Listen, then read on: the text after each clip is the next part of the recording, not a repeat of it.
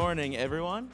I'm Max Ufberg. I'm a senior editor at Fast Company, and we are here today to talk about loneliness and the need to build IRL communities through, well, many means, but through tech, through different products. I'm joined here by three founders. We've got Andy Dunn from Pi, Mélanie Masarin from Ghia, and Ev Williams from Mozi. Before we start, I'll just ask each panelist to say a quick word or two about their respective companies. We'll start with you, Andy. Cool. What's up? I'm Andy. I used to sell pants. Now I sell pie. We are trying to make it easier for people to make friends. So we've got two sides to our marketplace. We've got creators who we're trying to unleash a gig economy for to bring people together. And then we use AI to bring together groups of 6 people on the joiner side. That's what Pie's about. And we just launched in Austin, so check us out. Hi, I'm Mélanie Masarin. I'm the founder of Ghia. We're a non-alcoholic aperitif with the mission to take back the word drinking from alcohol. So we really want to make the social occasion not about drinking. Hi, I'm Ev, co-founder of Mozi. Mozi is an app for getting together with the friends you make through Pi, or other people you know. It helps you tells you at the city level where your friends are, and we just launched local plans this week, so even like what they might be doing if if I lost my train of thought. That's Mozi. So loneliness is framed as an individual problem often, but it is a systemic one, as we all know. So I'm curious about the sort of personal level there. Like, how did you, and maybe Ev, we'll start with you. When did this become an issue that, you know, something you cared about and thought about more on a sort of higher level? The journey for me with Mozi, you know, I'd spent my life building startups and mostly on the information and tech side. And around my 50th birthday, I actually started to shift my priorities and realized that I had underinvested in relationships. And I went to go see, like, who are my friends and where are my friends? It's post-COVID, everyone's spread out. I had moved to New York, then moved back. Half people I knew thought I was still to the Bay Area. Half people I knew thought I still lived in New York. I wasn't seeing people that I wanted to regularly. I didn't feel a sense of community. And I made an intention to address that and start to invest in relationships a lot more. And because I have a product brain that is I can't turn off, then I started looking at, actually, I need better information. At a very basic level, I need better information about who my friends are and where they are. And the best source of information I had was a contacts app, which, as most of you probably know, if your contacts app is like most people's on your phone, it's full of outdated and incomplete information. So I started out to address that problem and then got excited about really the much bigger opportunity if you actually try to build a social network that was focused on relationships instead of focused on media, which is not social. I'm curious on, you know, for both of you, is that, what was your process of thinking about loneliness in this way? I mean, very different, but because obviously my product is like a food product, but I stopped drinking for no particular reason, which is an important distinction. Like, I wasn't sick, I wasn't pregnant, I just felt better without it, and for about a time didn't want to drink. And I cook a lot, I host a lot, I always had my friends over for dinner, and I was constantly being questioned for why I wasn't drinking. And I was like, there's more people in my apartment and there are chairs, and I cooked for everyone, and I feel so isolated because I'm not partaking in a social occasion. And I'd worked in food before, and I was seeing how people had just become such label readers. It's like, what oil do you use? Is there gluten in this? Can we change this? And I thought there's no one then is, people are crushing Aperol spritzes and not asking themselves any questions. There's got to be something better to transition us from work into play. And I used to be a Campari soda girl, so at first I wanted to make the product before I never thought I want to start a company, but I became obsessed with this idea of making a better drink that wouldn't make me feel hungover the next day and was just better for you and was delicious and had the complexity of an alcoholic beverage, and that would make you feel the same when you get the first drink of the night in your hand. You really get to decompress, you get to be with your friends, and so that was kind of the idea, like, how do you create a product people gravitate toward that makes them feel included? And we talked backstage a little bit about it. Yeah. For you, it was your move to Chicago, right? Back to Chicago. Yeah, I came back to Chicago from New York a few years ago My parents live there. I came back because my dad's ill, but he's doing okay. My sister's there. I like my wife. She came with me. Our son chose to come. And I was like, this is great. I'm moving back home, right? And I just was kind of meh about Chicago. And people were like, how is it? You know? And I try to be honest when people ask this question now. I'm like, kind of sucks. Like, well, you're from there. You like the city. No, I love the city. I just don't have any friends. And it started to dawn on me, like, it's hard to make friends. Where do you go? Like, if I don't really do anything, so I didn't know, like, I didn't have something I could go do with other people. I had to just parent and work. And that led to this idea of Pi. And actually, what Mélanie's built is so cool. Have you tried Ghia, by the way? It's so cool. So what happens if you like to not drink, which happened for me a couple years ago? The bar scene, nightlife is not exactly where it's at. So at Pi, for example, we found a lot of luck with like gathering the non-alc community, which rarely happens at bars. It has to happen in other places. But what if you don't know where that stuff is going on? And that was the idea behind what we built. I'm curious, since you mentioned these gatherings, like, are there? It feels like we don't have many third places, right? Is that? Are there like ways we might rethink third spaces and you know, conceptualize new ways of meeting? Maybe we could start with you. Yeah, I mean, you know, I actually am really interested in space design. I used to do all the retail design for Glossier, and so it's something I think about a lot. And growing up and I grew up in the south of France, in Mediterranean culture, you have this tradition of the piazzetta, and you have this tradition of like taking walks at night and being on the streets a lot and meeting people naturally. And it's so different. You have this Sunday lunch, Sunday roast, Sunday tradition of just being together, being with kind of like intergenerational communities, like growing up with your, you know, grandparents and whatnot. And I look at my life today, it's like I'm doom scrolling morning and evening. I'm eating at my desk. It's just different. I think we're just a lot more isolated, and there's a lot, you know, I think we can try through these products to really rebuild intention in being together and just togetherness in general. What about what does design look like if you're trying to build a product that is sort of designed to get people off the app to some extent, or to meet IRL? Like, Ev, when you're building Mozi, how do you think about design differently from Medium, Blogger, Twitter, you know, those other services? It's very different, and I think Andy probably shared this with Pi. When you're dealing with truly social apps, not just social media apps, there's so much nuance that comes into how you design it, because people don't want to be embarrassed. I mean, I remember talking to Andy in the very beginning when he called me and said, I want to make an app where for people to make friends, and I was like, well, how do you not have adverse selection for that? And I think that's evolved, and you figured that out. But at Mozi, we think a lot about privacy is of utmost importance. People hear about Mozi and it's like, I don't want people to know where I am. So, but they actually want their friends to know where they are. So there's a ton of nuance when it comes to dealing with people's relationships, because, you know, it also doesn't apply across the board. If sometimes when I go to a city, I want people to know, sometimes I don't. So I would just say it's that, and that nuance is, we've also found it's not the same as, say, a Twitter or a product that where you're just measuring. It's hard to measure, one thing, because there's not a lot of consumption, so you don't have a lot of data. And so we have retention data, but we have a ton of anecdotal data where people are telling us what they want. And it also turns out, with highly social, relational, in a relational context, people are very different. People just have, like, what's right for one person is not right for the other, and that's been striking to me in terms of design.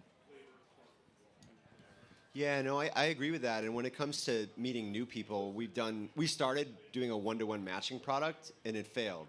Actually, I was talking to someone before we started it, and he's like, you're going to have this problem. It's going to be like adverse selection of losers. That's the first problem. The second is no one's actually going to chat. Like, they're going to match but not chat. And we spent like 2 years proving them right, which is kind of dumb. And then this book came out called Platonic, and we had the author in Austin 2 days ago, Dr. Marissa Franco, for what will be a new podcast. And her book saved us, because she identified the two ingredients in a platonic friendship are repeated social collision in a group setting. So you got to run into someone 5 to 10 times, and then mutual disclosure of vulnerable information, right? Like, I think Ev and I had known each other for a while, but it wasn't until we started talking about like our relationship history and like not feeling great about running companies. I can remember when you sold Medium, seeing you like that. Medium, but Oh, sorry. When you I left Medium, yeah, being like, congratulations. He was like, thank you. And I was like, he's like, what? I was like, you escaped, right? Like we all start companies to build them, and then a decade later, we're just trying to get out, right? So it's a joke. Definitely start a company. Is it? So anyway, these were some of our insights around like, where do you go if you want to run into people again and again? How do you productize an unplanned interaction? And that was kind of what set us on the journey with our product. Are there, I mean, Mélanie, you mentioned growing up in the south of France, some of the, some elements of the culture that do prioritize social interaction. Are there other, beyond just that, like are there other cultures that have built-in ways of combating loneliness, or like things, whether that's another country or just a community, something that you see that offers a nice model for thinking about IRL connection in the digital age? I mean, there's a lot of culture that don't put alcohol at the center of it. A lot of Islamic cultures, a lot of traditions, a lot of rituals. I think that there's often this misconception that alcohol is the social lubricant for connection, but actually alcohol just lowers the inhibitions that allow you to be vulnerable to create this connection. So it's like, how do you replace that? And instead of alcohol, have something else. It can be food. It can be, an activity that you're doing together. It can be so many other things. And so I think it's, to go back to product, it's about maybe making the customer your hero and not just making the product your hero, which is so different. It's like, I think that all of our products are just a catalyst for people coming together. They're not necessarily trying to be the center of the attention. So like, can you try to drill down on that? Like, what does that mean for the customer to be the hero versus the product? I think if you look at alcohol, we've been conditioned to think that alcohol is the life of the party, and actually our customer is the life of the party. Having a drink in their hand is just giving them the confidence. What is happening? It's having the confidence to, to chit chat, to say hi to a stranger, to be part, to feel included in a social setting. And is there a right size or scale for these communities? I mean, maybe it's probably best for you, Andy, to start with at least. Like, you have a set. There's an ideal, right? 6 people, I think, and like, why is that? Well, it was interesting. So when we started, we built the product and we hoped people would use it, and no one did, which is kind of a sad thing. You built something, they're going to come, they didn't come. And so we started to identify these people who were already convening folks on a ritual basis. An example of that, we talk about a lot, Sunday Morning Club in Chicago was built for people that wanted to have a good morning on Sundays. It was built by a guy that used to drink a lot, and all of a sudden he was up early, his friends aren't around. It's basically like beach volleyball, yoga, cold plunges on Oak Street Beach in Chicago. And it went from 10 people when they launched on Pi in June of last year to 500 people 2 months later. And I went down there, actually, to your point about Islamic culture, because I wanted to meet someone and see what it was like. And my inner second grader came out, and I was like, I don't know who to talk to, conscious of the fact that like I'm a little older. Are women going to think that I'm hitting on them? Like, it was just a little bit not sure. And I approached this woman wearing like a burqa, like a burqatini, or I don't know exactly how to describe it. And I was like, how'd you hear about this? And she said, oh, there's nothing to do if you don't drink to meet people. So I drove down and thought I'd check it out. And I was like, oh, you live in the northern suburbs of Chicago? She's like, no, I live in Dearborn, Michigan. It's like, wait a second, you drove 5 hours to be here. And so that's something that we're working on now is when the events get big, you can go and have a bad experience because you don't connect with anyone. And that's where we're using data and early days of AI to say, these are the 6 people you should meet. These are the 6 slices of a pie. We'll put you in a group chat, and hopefully there's a higher probability then that you're going to connect with those people. Is there a number where it starts to feel impersonal? Like, is there a tipping point when an event goes from being sort of, conducive to making connections to like, oh, there are way too many people here, and I'm sort of going to retreat into my shell? I think it's less about the size and whether or not you find a small cohort of people to connect with, right? Like, that's why if you go with a close friend, you have a home base, and then you can kind of like leave from the home base, or like, I'm going to go do a lap, or I'm going to go meet new people. But if you don't have that home base, you don't know anyone, or the people that you know you're not clicking with, then it can feel very isolating, even if you're around people, right? Just the same as you can be isolated in the city where you live. You're around people all the time, but if you're not connecting, and then, kind of the size doesn't matter. Does that, Ev, with Mozi, do you see sort of patterns with regard to people's willingness to actually link up with their friends? Like, are there sort of barriers to overcome? Because you provide a network that allows people to meet, but I feel like we're sort of so conditioned to stay on our screens to not actually do that IRL connection. Yeah. So what's the next step of that? So far, Mozi's been most successful in helping people connect who are in a place maybe where they're not usually. And so we hear stories almost every day. I was like, oh, I didn't know my friend was in Kyoto at the same, or I wouldn't have known, and now I got to have some tea with them in Kyoto, not a drink, so that works really well. What I'm intrigued about, and sort of what Andy's comments make me think about, is with the local plans, which are brand new, is this idea that, and the multiple exposures to people. Part of our hypothesis is there's a whole bunch of people who are just outside of your inner friend circle. So Mozi is for getting friends together. And it's like, well, you just text your friends and get together. But it's that circle outside who maybe aren't yet friends, who, and this goes back to the nuance of design. If you were to individually text them, you would make yourself vulnerable. But if you were to say, oh, I'm going to this show, or I'm going to this event, and I'm happy for these people to see that I'm going to this and join me there because it's a public thing, it's not in my house, it's not risky. And by the way, if they join, then their friends see that as well. And then you're going to get more opportunities to meet people because of that loose connection. So that's, right now, we're just starting to see that, but we're hoping that it both makes people more willing to go out because it's a higher ROI experience, and meet more people. Are there different strategies for combating loneliness with different age groups? Like, do you approach Gen Z differently than you would millennials or Gen X? Andy, you want to take this? No. Well, I'll say shout out. By the way, where's the pie team at? Little shout out. Yeah. Wow. So a third of the audience, but everyone's interested. Everyone's interested. The pie team actually helped me with this. Like at some point, I'm 46. I'm a dad. Like I'm kind of boring. I started dressing like Gen Z. I just want to be Gen Z. But one of the things I heard, we used to talk a little bit about like being anti-social media at the beginning when the company wasn't working. And I think B was on our team, was like, stop that. Like social media's here. We know it can be problematic, but like it's not being against it, it's about providing an alternative. And so the irony for me is I use social media more than I ever have, because so much of where we need to reach people to convince them to be, as we call it, chronically offline, is when they're online. And so, for our creators, for Pi, the number one way we reach people is on Instagram and TikTok. And that's cool because what we're showing you is, here's not just a thing you missed or you weren't invited to, but here's something that's happening that you can go to. Because 90% of our plans are free and public. So, you got to be where it's happening, I think, and create a compelling pathway to going from online to offline. Does that? Yeah. Yes. Not on my team. It's like, does that jive with non-alcoholic beverages? I mean, are they? For sure. I mean, for us, we see the different points in life at which people come to us. And, there's different stages of life that offer different reasons for feeling lonely. My mom friends tell me that they become lonely because suddenly they are having sandbox conversations for the next 5 years of their lives or more.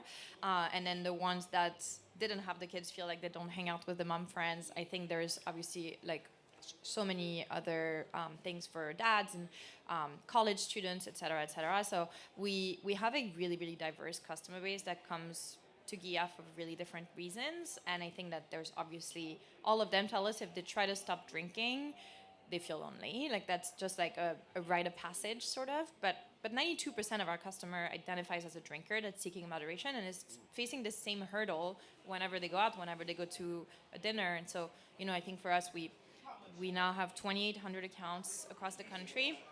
We value a restaurant account 5 or 10 times more than a store, because it's an opportunity for people to feel good around Ghia. There's this context around it, and so it's going to bring more people into our fold.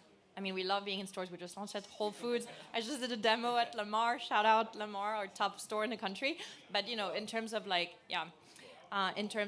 marketing and telling people that it's okay not to drink, being at a cool restaurant where they feel good, but maybe they are feeling awkward when they're ordering a drink, that's success for us.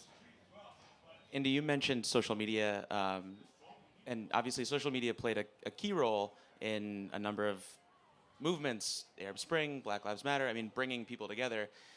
It's also made us more divisive. You know, Ev, with your work with Mozi and your past, how do you, what sort of lessons do you draw from the past, or just insights do you draw from the past? How does it inform your work with Mozi? You were a co-founder of X, right? You did this to What's us. X?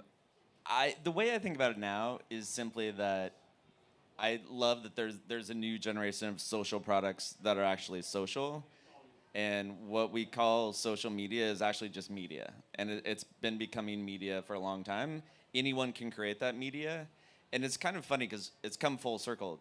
25 years ago, to really date myself, at South by Southwest in the year 2000 was the first panel that we know of at a tech conference about weblogs, and that was an exciting new thing. And my team was there, sporting our blogger T-shirts, but it wasn't called social media. It was called, sometimes user-generated content, which is sexy, and then, but now they are called social media. Basically everything on the internet, but it's just people being able to put their ideas and knowledge out into the world. Still chairman of Medium. That's what people do there. I think that's a tremendous thing, but it's just what we've seen with Twitter. Instagram, TikTok was never social, clearly. TikTok was the one that launched, and I was like, why does it matter? Your friends aren't creating the most compelling content in the world. We're going to give you this hilarious, video or this super cute animal. It's not going to come from your friend. It's just turning on the TV. And so they're bifurcating this idea that we had for a while that compelling content is going to come from people is now the extreme exception. And I think that's in some ways a good thing because media will continue to be media, and in all the good and bad ways, and AI generated and all that. But it won't, even though unfortunately the term social probably won't go away from media. I think we're less kidding ourselves that that's where people connect. It's not where people connect. No, I wasn't going to add. Okay. Let's see. I'm curious how you, and we could start with you, Andy, but how you convince. You've talked about the services you offer, and certain people, there's like an obvious desire to connect in a third space that is otherwise hard to achieve. But how do you, how do you pitch it to other folks, to other customers? Yeah, I think like a lot of startups, there's a lot of people that it's not for. Right? So Pi is for you're at an inflection point where you have more social capacity than you have social opportunity. And these tend to come in all of our lives at some point, right? It's new to a city, new job, friends leaving town, friends getting in relationships is a big one, friends getting married is a big one, friends having kids, and then inflection points downstream of that. Like when I got married, we had a friendship challenge then because now there's someone else in the picture. When I had kids, there's another friendship challenge, and then it keeps going, right? Like empty nest, losing a spouse, all these different moments. We think that there's between 8 and 15 of these in your lives, and for those of you, who here has moved more than 3 times in the last 10 years, right? So there's some folks here who might not need Pi now because they have a crew, but if you don't have a crew, where do you go? So we try to focus on that inflection point, and right now we're looking at college-educated folks between 22 to 34, primarily in Chicago, the Bay Area, and Austin, who are at that moment where they need to meet new people, and let's just go speak to them and let's create compelling opportunities for them. And at the beginning, that was us. We were hosting events, and quickly it was like, well, we can't do this scalably. And then we found there are people that do this. There are people like Kyle with Sunday Morning Club. There's people like Jody with ATX Girl Hangouts. There's this whole ecosystem of people doing it. How do we empower them, build tools for them, help invest in them? And we now have this thing called the Pi Creator Fund, where we basically seed fund these communities so that they can keep going and ultimately become enduring. Mélanie, when you started Ghia, were there myths about alcohol, but also, congregation, generally speaking? Like, what sort of myths or misconceptions did you have to overcome, and how do you actually overcome those? I mean, so we launched in the depths of COVID, so our go-to-market was not what we wanted it to be at all. But I think it's become part of our brand ethos that whenever we can, we host events. And the idea for hosting events is almost to like prove people wrong, right? Because like I don't want to go to sober parties. I'm not sober. I don't want to be labeled as such. I want to offer people choice. And so all of the Ghia parties have alcohol. They have like aperitif of very high quality. They have wine. They have all sorts of things, and they're really fun. And you know, people like I think end up on a dance floor and stay late and do all the things that you would think they don't do because it's a Ghia party. So, but it also comes through in, you know, our branding. It was like we focus so much on what's in the can and not what's not in the can. Like we actually very rarely talk about not drinking because that's not what it's about. It's about being together. It's about having fun. It's about creating this world that that you want to gravitate toward. I think we probably have time for one or two more questions. I'd like to kind of go down the line or in some order here.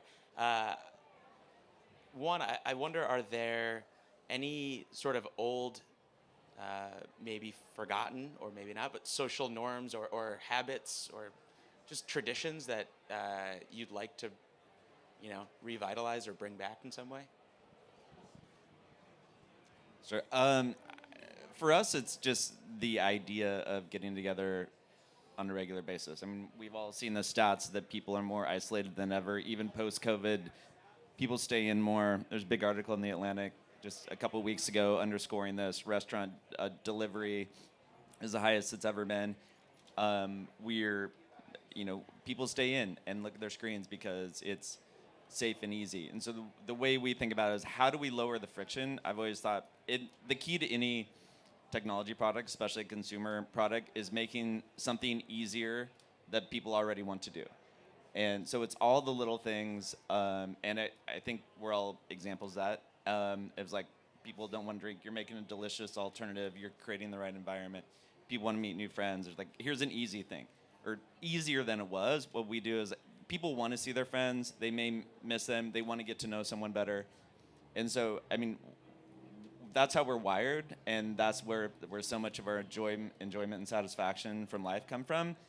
And we're fighting forces that are, you know, keeping us indoors and isolated.